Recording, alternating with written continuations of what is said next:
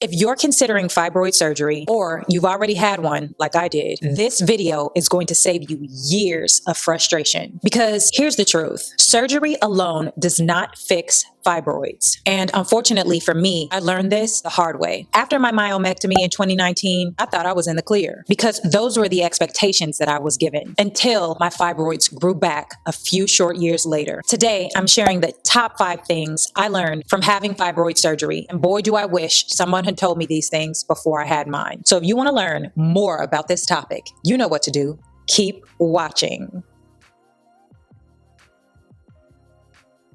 Hi guys, welcome back to my channel. I am Glampreezy and I make videos about natural fibroid healing. And more specifically, I talk about all of the things that have helped me to shrink and manage my fibroids naturally. If you are new here, hey girl, hey. And to my returning subbies, my God, thank you so much for all of your support and your love over the years. I am so grateful to have you back again for another video. And before we get into this topic, you know I have to ask you to consider joining the family. It's free. Please go ahead and subscribe to the channel. If you are already part of the fam, thank you so much for being here. I really do appreciate each and every one of you. Y'all know I love y'all, right? I need you to do me a favor though. Go down and turn on your post notifications so that you don't miss any of my weekly uploads, okay? Okay. Fibroids affect thousands of women. And when doctors push surgery as the solution to fibroids, they never seem to tell you the whole story, do they? That's why today I want to break this down in a way that may actually help you make the best decisions for your body and your journey. In this video, you'll learn why surgery is not a cure for fibroids, the most important thing to check before even considering surgery, what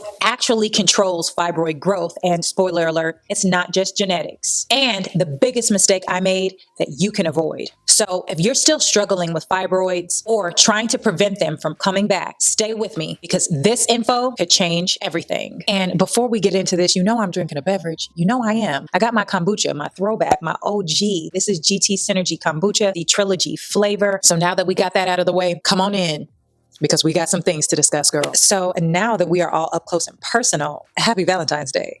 I hope you guys had a wonderful Valentine's Day. And if ain't nobody tell you that they love you, I love you. Okay, so let me get my notes. First up on this list. So forgive my analogies, y'all. I'm not the best at this, but surgery is like cutting weeds without pulling up the roots. Sure, it physically removes the fibroids, but it doesn't stop new ones from growing. And for many women, in fact, I'll put the stat on the screen right now, they do grow back. Hi, I'm one of those women. The real issue is your hormones, nutrient deficiencies, inflammation levels, your diet, and yes, your lifestyle. These are, in fact, some of the greatest contributors of fibroid growth. I cannot stress this enough, girls. If your hormones are out of balance, fibroids will keep coming back. Estrogen dominance is one of the biggest drivers of fibroid growth here. And if you don't address it, no surgery will stop new fibroids from forming again.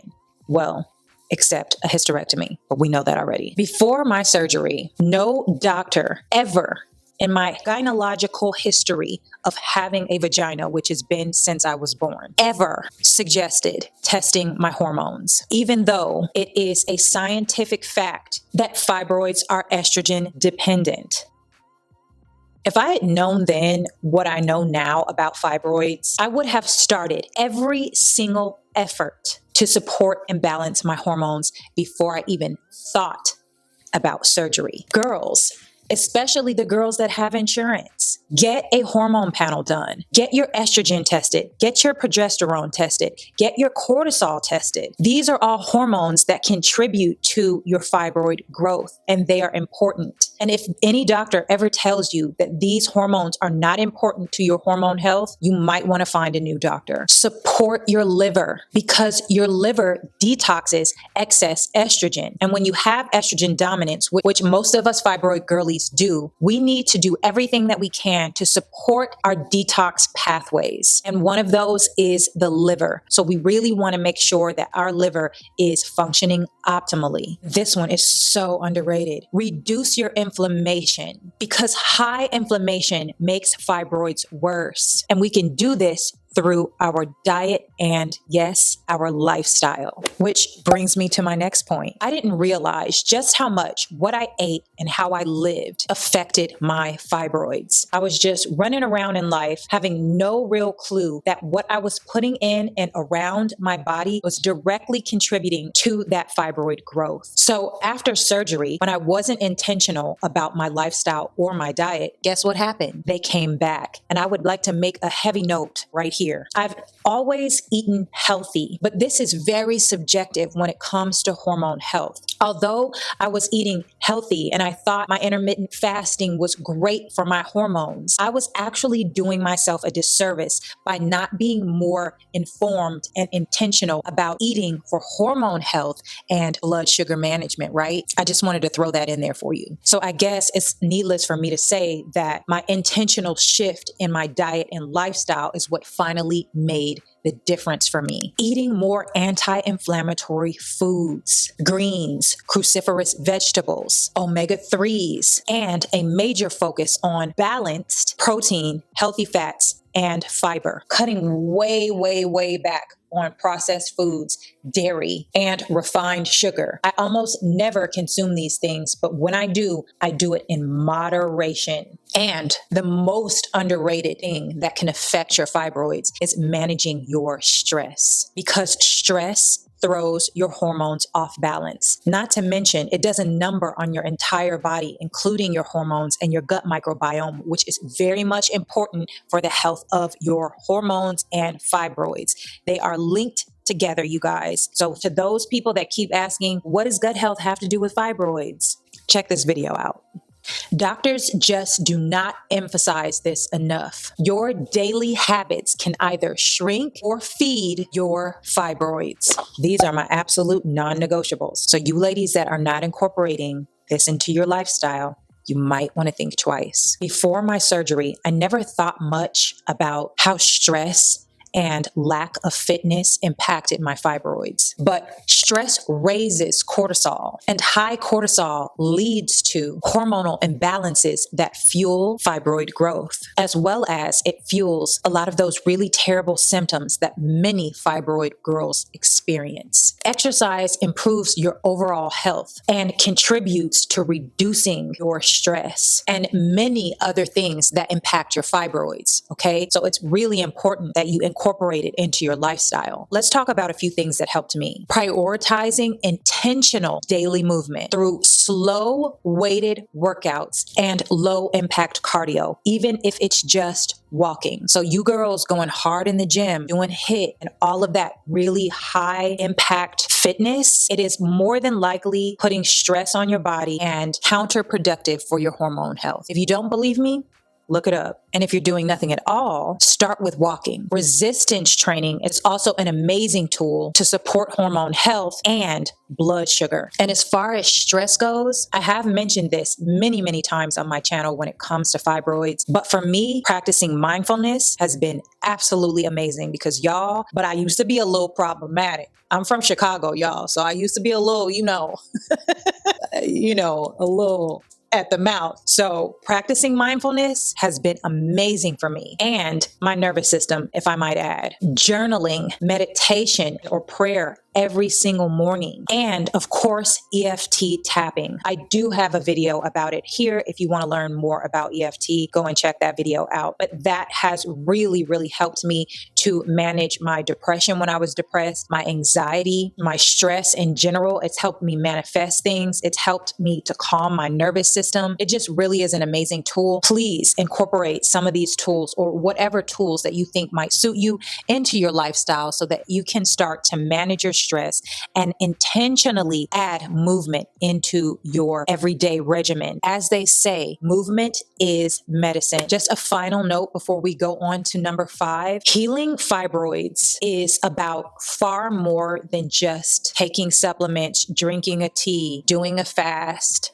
It's about your entire lifestyle, girl. Okay? All of that toxic stuff contributes to your healing or not. This was my biggest wake-up call. I literally thought surgery was my only option. But after learning so much more about how my body worked and about how fibroids actually worked, I realized I could shrink and manage my own fibroids naturally when I gave my body the right conditions to do so. My biggest regret, not researching and not learning enough about my condition before I had surgery. I really did not understand anything about what was actually going on in my body with fibroids. My head was literally filled with everything that every woman had told me, or every doctor had told me, or all of this rhetoric around fibroids instead of the actual facts of fibroids and the actual facts of how women's bodies work.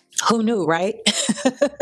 I'm just here listening to the people tell me it's because I'm Black, or I'm just sitting here listening to my grandma say, oh, that's because your mama had them.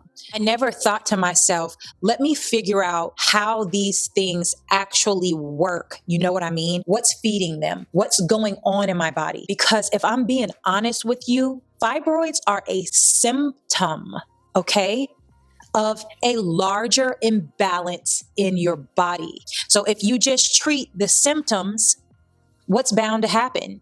Whatever is going on is going to keep going on, right? And I often have to put myself in you guys' shoes. And I know that it's hard to believe because it's a really, really hard condition to go through. And if I hadn't done this myself and been able to manage this condition over the past 2 years on my own, I probably wouldn't believe it myself. And having this platform has connected me with so many thousands of other women who have been able to achieve this for themselves. And that lets me know that it's not just my body, and this is a possibility for others. Natural healing became possible for me when I prioritized these things: balancing my hormones through food, supplements, and lifestyle, reducing inflammation, supporting liver and detox pathways, and managing stress and blood sugar. If you're dealing with fibroids, I want you to know that you can manage this condition naturally. It may take you time. It may take you a lot of effort. I'm not even going to lie. It's going to take you coming out of your comfort zone and trying things that are new for you, because obviously what you were doing is not working for your condition. I am living proof of that. And I would like to say, by no means at all is this a anti-myomectomy, anti-UFE, anti-hysterectomy video. Hey, I had surgery. I'm just sharing with you information that I think is critical to understand before you even think about scheduling that appointment. And yes, I advocate and promote doing this with the help of a medical practitioner. Sometimes it takes you a lot of effort to find that doctor that is going to support you through this. And if you're like me, you don't find one until you've damn near healed your whole body on your own. You know what I mean? But you have to keep looking for one.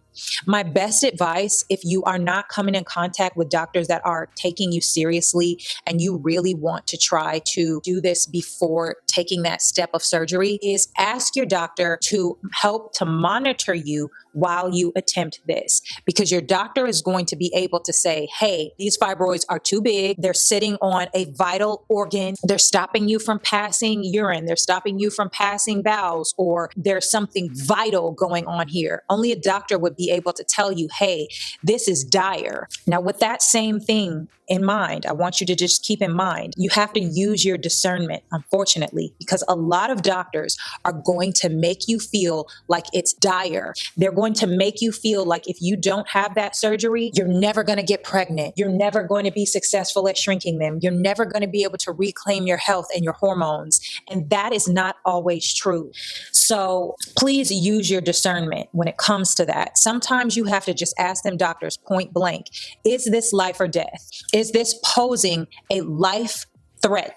Sometimes you just got to go in for the jugular, because they will use your fear to get you to schedule that myomectomy. If you're choosing to have a myomectomy on your own, you're just tired of it, you don't have the capacity or the energy to go on a natural healing journey, and you just want them out, I support you in that choice. The only thing that I have for you is, please understand that before you even make that appointment, make a plan to start changing your diet and your lifestyle so that you can really utilize that surgery as a blank slate and a fresh start to start on the best foot forward, because literally all you're doing is physically removing them. So whatever caused them to grow in the first place is going to still rage on. And so you have to have a plan in place, because too many of us have regrowth because we are not addressing the main cause. And that's all I have to say on that.